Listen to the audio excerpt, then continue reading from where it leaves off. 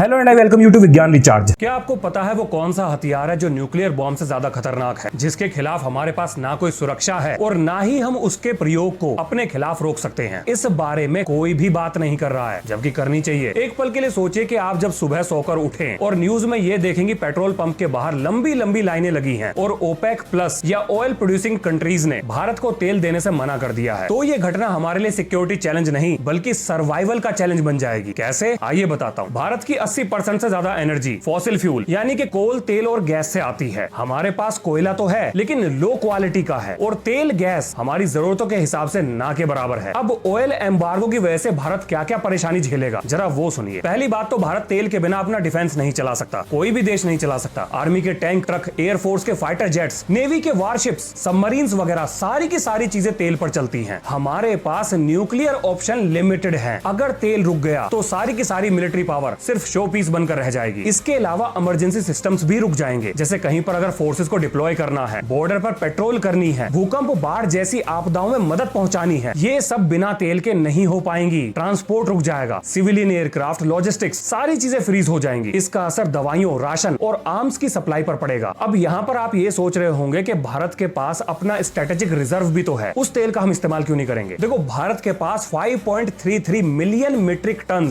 Oil का reserve मौजूद है और ये बस 9 से 10 दिन का बफर स्टॉक है। अब या तो आप इससे अपनी मिलिट्री को चला लो या देश में बांट दो, उसके बाद तो सब रुकना ही है। अब ये तो हो गई सिक्योरिटी पे आई हुई मुसीबत, लेकिन इस तेल की मार आम आदमी को कैसे पड़ेगी? अब जरा वो सुनो। ट्रेन, बस, ट्रक सारी चीजें डीजल पर निर्भर करती हैं। फ्यूल की सप्लाई रुकी तो ट्रांसपोर्ट महंगा होगा। रोजमर्रा की जरूरतों की चीजें जैसे दूध, सब्जी, दही, सब चीजें महंगी हो जाएंगी। सप्लाई चेन ब्रेक डाउन होगा, पूरे देश को इसकी मार झेलनी पड़ेगी। और अगर एक बार सप्लाई चेन टूटी तो दुकानें खाली हो जाएंगी, सामान मिलना बंद हो जाएगा, लोग हड़बड़ी में सामान खरीदेंगे, ब्लैक मार्केटिंग होगी, दंगे और लूट जैसी स्थिति उत्पन्न हो जाएगी। इसका एक ट्रेलर सन 2008 में हमारा देश देख चुका है। ऑयल मार्केट में कच्चे तेल के दाम दुगने से भी ऊपर चले गए थे। मजबूरी में भारत सरकार को तेल की कीमतों को बढ़ाना पड़ा। पूरे देश में ट्रक यूनियन ने हड़ताल कर दी। 2 दिनों के अंदर मंडियां तक खाली हो गई थी। अगर ये और कुछ दिन चलता तो देश में दंगे भड़क जाते।